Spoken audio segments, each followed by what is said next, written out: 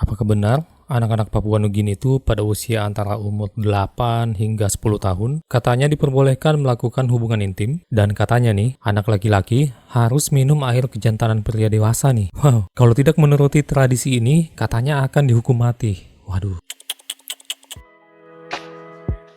Hai, kita ketemu di NBC HTN dan sekarang tentang Papua Nugini. Papua Nugini yang juga dikenal sebagai Papua New Guinea secara resmi disebut Negara Merdeka Papua Nugini. Negara ini adalah negara yang terletak di timur Pulau Papua ya. Jadi negara ini berbatasan langsung dengan beberapa provinsi di Indonesia, termasuk Provinsi Papua, Papua Pegunungan, dan Papua Selatan di sebelah barat negara Papua Nugini. Selain itu berbatasan juga dengan Australia di sebelah selatan, serta negara-negara Oseania di sebelah selatan, timur, dan utara. Ibu kota dan salah satu kota terbesarnya adalah Port Moresby, dan Papua Nugini memiliki keragaman yang tinggi dengan lebih dari 850 bahasa lokal asli dan banyak komunitas kecil dengan populasi kurang dari 9 juta jiwa. Wilayah perkampungan di Papua Nugini itu sangat luas ya, dengan hanya 18% penduduknya yang tinggal di pusat perkotaan. Negara ini juga masih sangat jarang dieksplorasi, baik dari segi budaya maupun geografisnya. Dan katanya nih, diperkirakan masih banyak jenis tumbuhan dan binatang yang belum ditemukan di pedalaman Papua Nugini.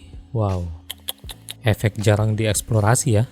Oke, kita lanjut. Mayoritas penduduknya tinggal dalam perkampungan yang membentuk komunitas masyarakat tradisional dan mengandalkan pertanian sederhana untuk memenuhi kebutuhan mereka sendiri. Seperti itu. Masyarakat tradisional ini memiliki pengakuan tersirat dalam Undang-Undang Dasar Papua Nugini. Undang-Undang Dasar Papua Nugini Pembukaan 5/4 yang mengharapkan perkampungan dan komunitas tradisionalnya untuk terus menjadi entitas yang lestari di Papua Nugini, dan langkah-langkah aktif diambil untuk melestarikannya. Jadi memang negaranya menginginkan seperti itu ya. Efek positifnya pastinya lingkungan alamnya itu lebih lestari ya dibandingkan dengan negara-negara lainnya yang tidak memakai cara ini. Bahkan katanya Dewan Perwakilan Rakyat Papua Nugini telah meloloskan beberapa undang-undang yang mengakui tanah ulayat dan memberikan kekuatan hukum padanya. Hal ini artinya tanah tradisional mereka itu, utamanya tanah tradisional pribumi, memiliki dasar hukum untuk melindungi diri mereka ya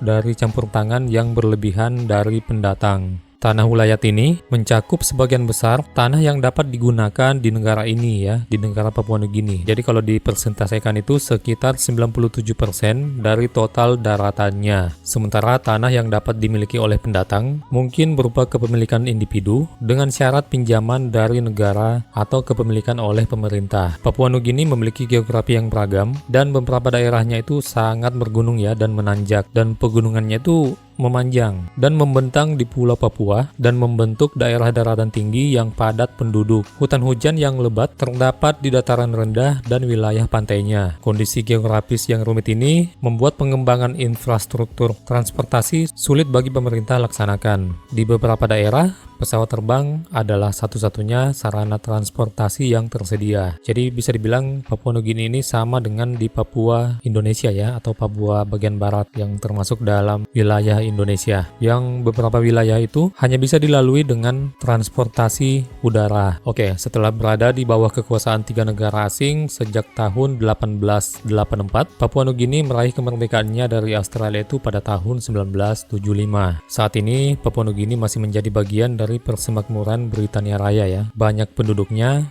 hidup dalam kondisi kemiskinan yang cukup parah. Dengan sekitar sepertiga penduduknya itu hidup dengan penghasilan hariannya kurang dari 1,25 dolar Amerika Serikat atau sekitar 18.000 rupiah. Edisi konversi pada saat video ini dibuat ya. Itulah pengenalan singkat tentang negara Papua Nugini. Kemudian mari kita simak hal tabu, hal aneh dan unik, serta kontroversial tentang negara Papua Nugini. Yang pertama itu, adanya tradisi berhubungan intim sejak usia dini di suku Kepulauan Trobriand yang memperbolehkan anak-anak di bawah umur 10 tahun untuk berhubungan intim dengan lawan jenisnya. Lebih tepatnya sih, anak perempuan itu sudah diperbolehkan berhubungan intim ketika umurnya itu 8 tahun, sedangkan anak laki-laki sejak umur 10 tahun. Bahkan anak-anak di pulau ini menerima pelatihan sebelum memulai berhubungan intim, seperti kiat-kiat menggoda laki-laki sejak dini ya.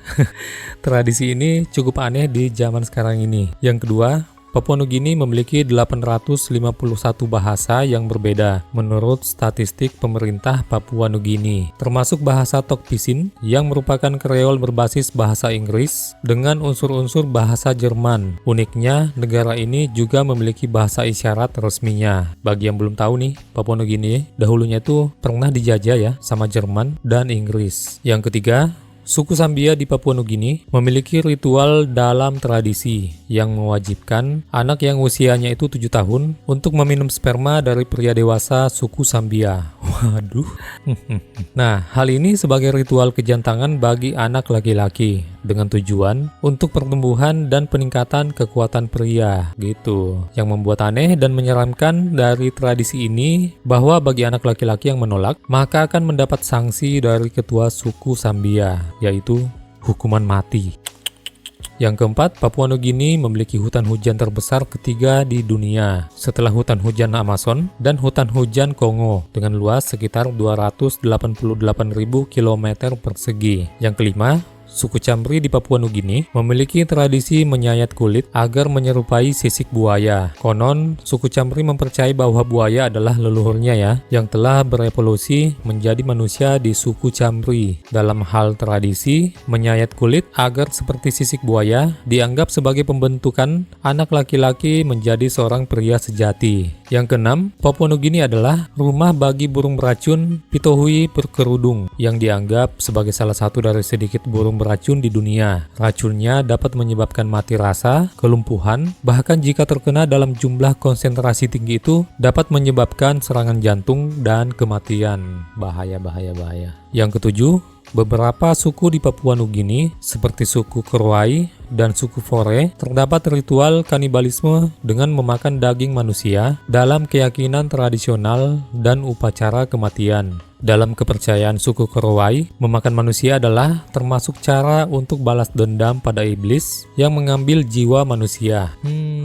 Nah, tidak hanya itu, hal aneh pada tradisi pesta mayat di suku Fore bahkan mengharuskan memakan otak dan daging keluarganya yang telah wafat. Pada kutipan lain menyebutkan bahwa maraknya kanibalisme di Papua Nugini terjadi pada tahun 1950-an saja dan katanya sekarang itu sudah ditinggalkan. Bagi yang tahu pastinya, silakan komen di kolom komentar. Yang kedelapan, Papua Nugini adalah salah satu negara paling heterogen di dunia dengan ratusan kelompok etnis yang memiliki hubungan dengan berbagai tempat di dunia seperti Mikronesia, Filipina, Cina, Australia, bahkan Eropa. Ya, hal ini mungkin karena dulunya ada arus kolonialisme ya, bahkan karena nenek moyang mereka memang berasal dari ribuan tahun yang lalu dari awal migrasi peradaban manusia. Dari hal itu, orang-orang Papua Nugini disebut sebagai orang Austronesia, yang artinya bahwa nenek moyang mereka telah tiba di Pulau Papua dan pulau-pulau sekitarnya. Sudah beribu-ribu tahun lamanya ya, yang pastinya dari Australia mungkin, atau dari jalur perdagangan atau jalur perkapalan atau perairan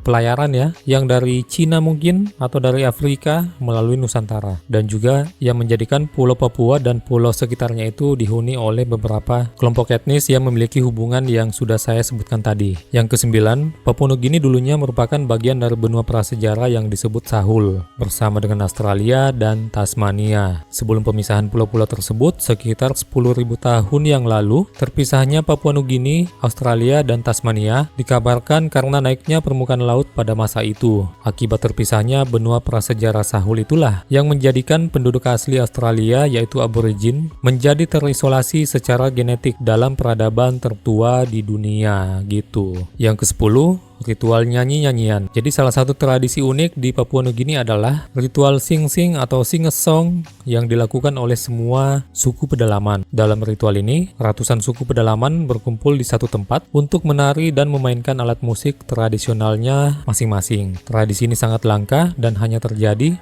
pada waktu-waktu tertentu. Yang ke-11, penduduk Papua Nugini tinggal di daerah pedesaan lebih dari 80%. Sebagian besar penduduk Papua Nugini itu tinggal di daerah pedesaan ya. Dan di awal video saya sudah bahas, dan katanya sekitar 80% dari populasi Papua Nugini itu hidup tanpa pendidikan, kesehatan, bahkan fasilitas modern. Cara hidup suku tradisional di Papua Nugini dapat dikatakan sebagian besar sangat berbeda atau sangat kontras dengan dunia modern saat ini. Yang ke-12, kerang sempat menjadi mata uang di sana. Pada masa lalu, kerang digunakan sebagai mata uang di Papua Nugini hingga tahun 1930. Bahkan kabarnya, kerang masih digunakan ya sebagai bentuk pembayaran di beberapa daerah di Papua Nugini. Ya utamanya di pedalaman-pedalamannya ya, yang sudah disebutkan kontras dengan dunia modern, utamanya tentang keuangan. Yang ke-13, transportasi udara banyak digunakan di sana. Karena keterbatasan infrastruktur jalan darat dan perairan, transportasi udara menjadi sarana utama di sana untuk mengangkut muatan besar di Papua Nugini. Pada saat video ini dibuat, dikabarkan bahwa negara ini memiliki 2 lapangan terbang internasional dan 578 landasan pesawat yang tidak beraspal gitu. Ya, di Papua Indonesia juga hampir-hampir mirip lah ya, di mana transportasi udara itu masih banyak digunakan dari satu daerah ke daerah yang lainnya yang tidak bisa dijangkau dengan transportasi darat dan transportasi laut. Yang ke-14, terdapat perayaan negara membagi-bagikan barang berharga atau membagikan babi kepada para tamu. Ini merupakan salah satu tradisi yang unik dalam budaya Papua Nugini. Oke, kita lanjut ke 15, tentang perancang desain bendera Papua Nugini. Perancang bendera Papua Nugini pada tahun 1971 adalah Susan Huhume. Uniknya, Susan Huhume adalah seorang remaja berusia 15 tahun pada saat itu. Jadi ceritanya, dia memenangkan kompetisi nasional untuk merancang bendera baru Papua Nugini. Bendera tersebut secara resmi digunakan mulai 1 Juli 1971. Itulah hal tabu, hal unik dan aneh serta kontroversial ya di negara Papua Nugini, negara tetangga Indonesia dan Australia. Semoga video ini bernilai positif sebagai penambah wawasan Anda ya mengenai negara Papua Nugini, negara tetangga kita yang orang Indonesia pun kadang tidak tahu saking terisolirnya negara Papua Nugini, padahal negara tetangga Indonesia nih. Terima kasih telah menonton dan kita ketemu di hal tabu nih lainnya.